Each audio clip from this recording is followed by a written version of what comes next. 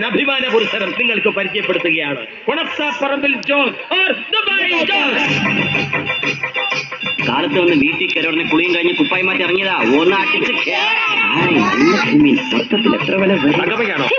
പഴയ പോലെ കുളിച്ചിനൊന്നും ഇല്ലല്ലോ പൊന്നപ്പൻ ചേട്ടാ.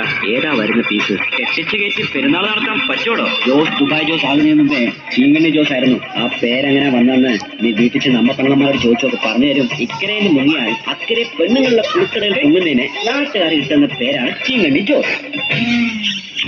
ചെറ്റത്തരത്തിൽ നിന്നെക്കാളൊരു വെള്ളപ്പാട് മുമ്പേ ഞാൻ നീ തോന്നിയാലെത്തില്ല. പക്ഷേ എല്ലാവർക്കും എന്താ വെച്ച് കൊടുക്കേ? കള്ളോ തപ്പയോ കരിമീനോ കൊഞ്ചോ എല്ലാം പോരട്ടെ. എല്ലാം എന്റെ ചെലവ്. എല്ലാരും അടിച്ചുകയറിയല്ലേ?